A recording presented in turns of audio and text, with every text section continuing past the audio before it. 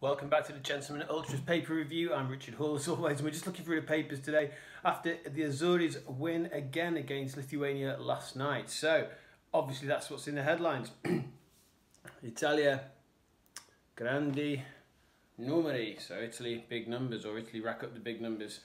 They talk about an unstoppable Azzurri who beat Lithuania 2-0.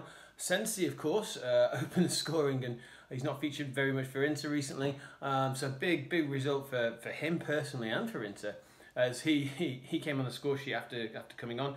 Also, Immobile closes, and Marcello Lippi's record is matched. So 3 victories, all by 2-0, and 6 consecutive matches as well without conceding.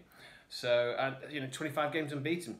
It's slightly soured that there's alarm bells that 4 of the coaching staff have tested positive for COVID. So we'll see how that falls out, especially when the players got to go back to the clubs, just to see who may or may not be positive there. So that's the only slant on this. Now, it's interesting with this Italy performance because you can look at it in 2 ways. Yes, there's 25 games matched. Mancho has certainly got a very talented squad, strength in depth. And he utilised most of that squad in these 3 games. So, all pluses. Very pragmatic, very difficult to beat.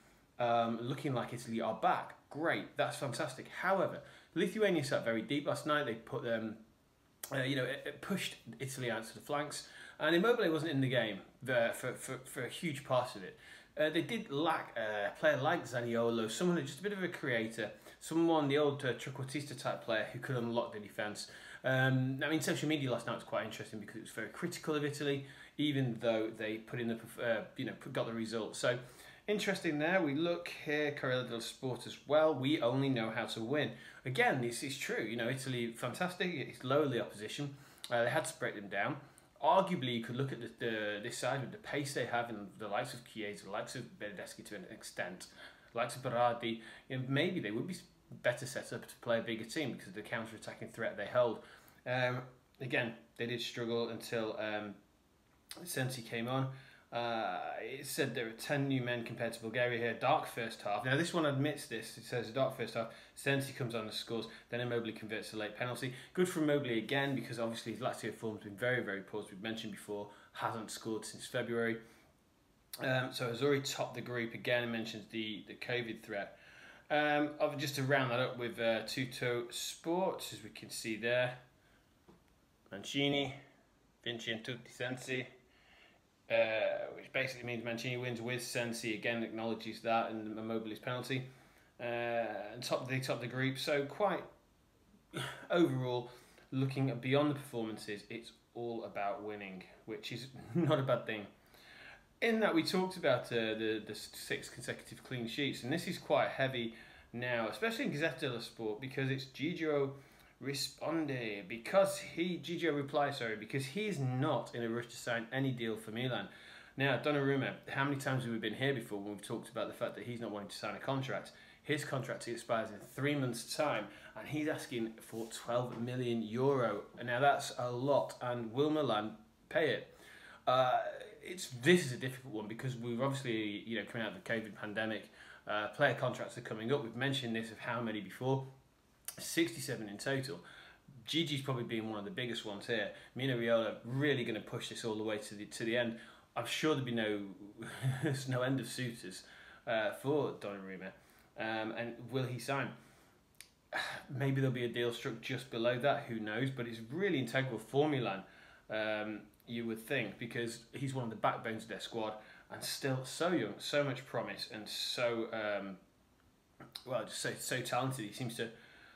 But again, how many times are Milan going to have to put up with this when they come to the contract negotiations, and it's always looking like there's a problem. One more in Tutto Sport here on Milan. Milan, the Ilicic plan. I like Ilicic as a player. I like him for Atalanta. I just don't see that as a mix.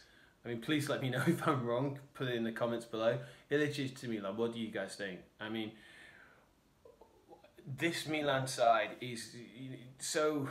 You'd be better putting the money into Donnarumma surely, and signing up and putting that squad around the likes of Rafael Leao, Hernandez, Çalhanoğlu, Romagnoli. There's such a. It seems like a bit of a backwards move, but that's where it is. Talking about Atalanta just very quickly.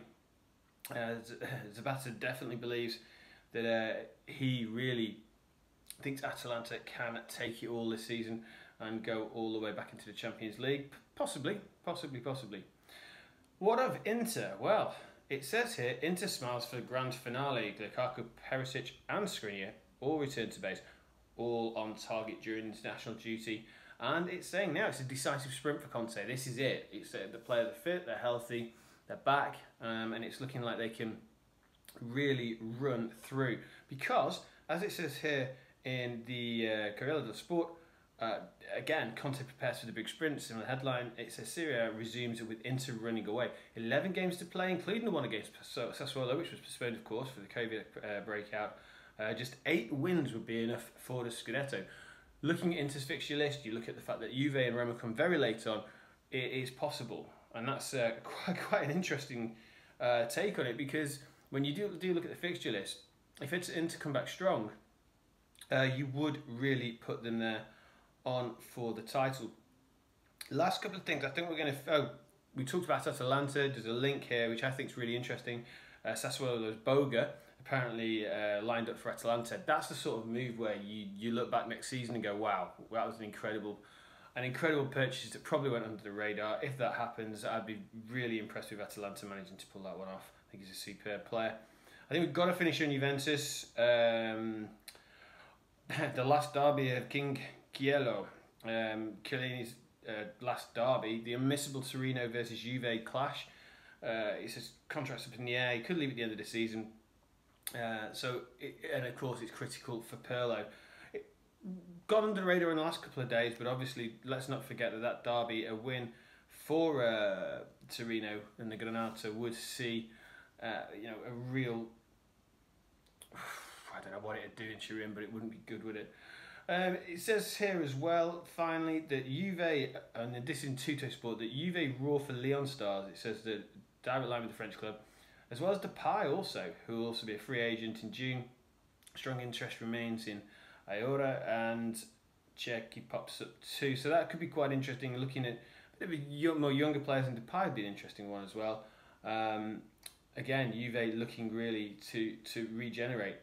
So that's pretty much it for the papers for today. I'm Richard Hall. As always, if you like this, please just give it a like, 2 seconds, or subscribe.